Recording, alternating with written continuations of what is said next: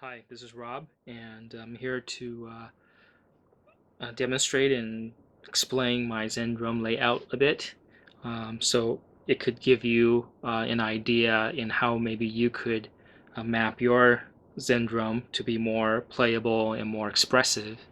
Um, it took me a while to figure this out, but I think I have it pretty much down, my ideal mapping. So basically, I split it down the middle.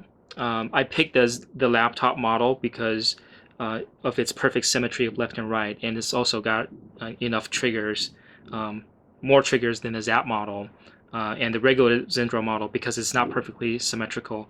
Um, you know, I picked the laptop model, and the only triggers that aren't mirrors of each other is the one in the middle and these, which just goes from high to low tom, right? And so my kicks are here, this big trigger here, these two.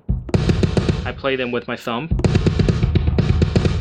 My hi-hat is played with this segment of my finger, my forefinger.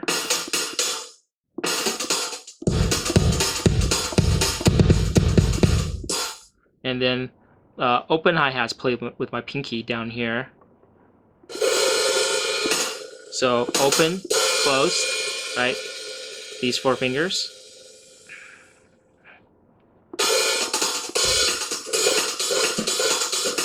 And then this trigger here is actually played with my ring finger, this segment of my ring finger. So closed, closed bell. Over here is played with the meaty part of my palm, which is the open bell of the hi-hat. So we have closed, open, closed bell, open bell. So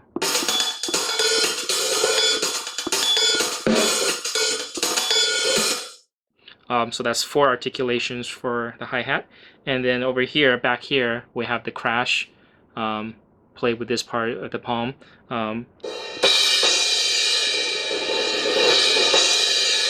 I sometimes map a splash or maybe a china, depends.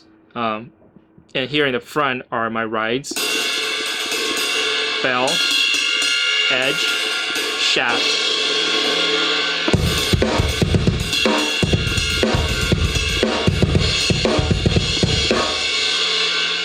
And then my snare, my rim shot snare is usually played with the tip of my middle finger. And then here I have the open snare hit, usually played with either these two fingers, or maybe these two fingers, or maybe all three. So if it's two fingers, then it's, 1, 2, 1, 2. If I'm trying to approximate the sound of a snare roll, or maybe three fingers.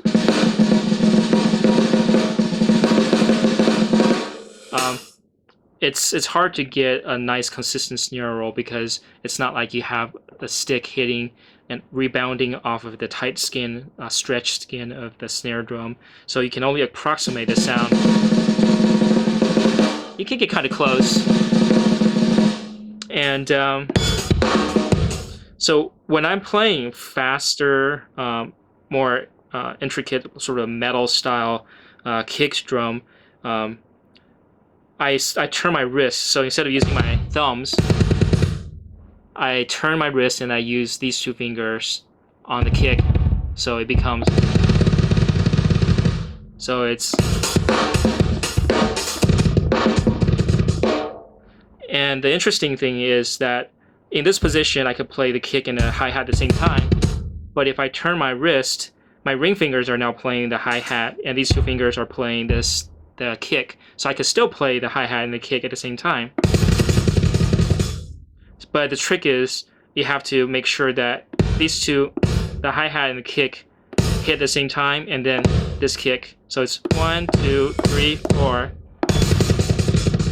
Or else, if you don't make sure these hit at the same time, it becomes a cascading thing of 1, 2, 3, 1, 2, 3 instead of 1, 2, 1, 2. And And that's pretty much it. And I usually just play mirroring back and forth. But you can also play just one-handed.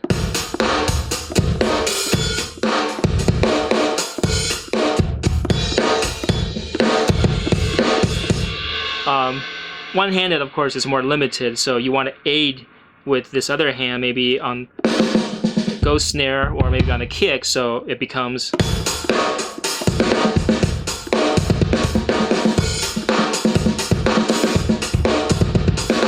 right. And of course, if you want to add the hi-hat too, it becomes 16-note hi-hat.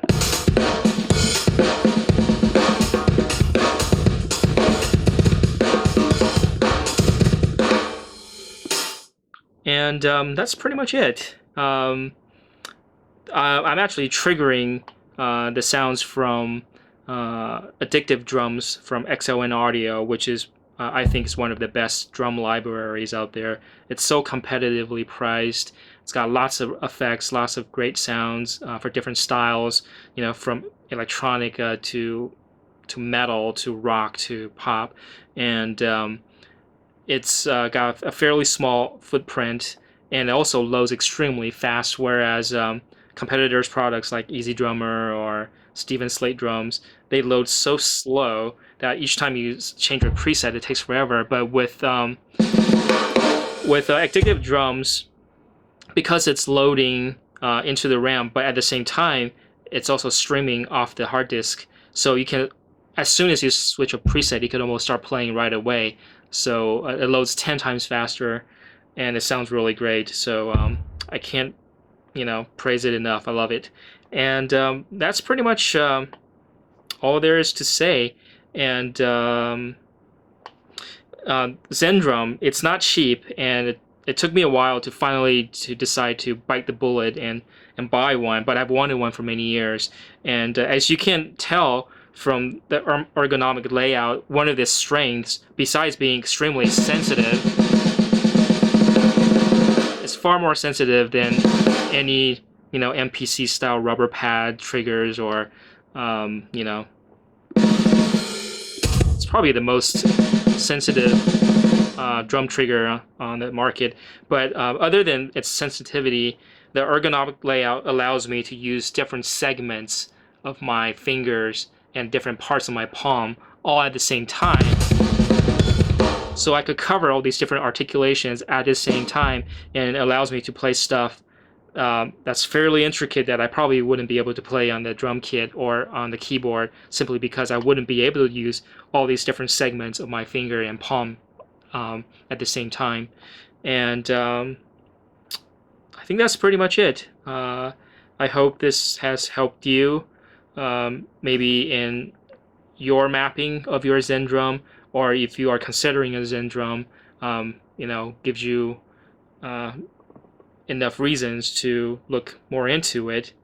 I highly recommend it. It's my favorite piece of gear, one of my favorite pieces of gear in my entire studio. And ever since I got it, I pretty much stopped playing my drum kit.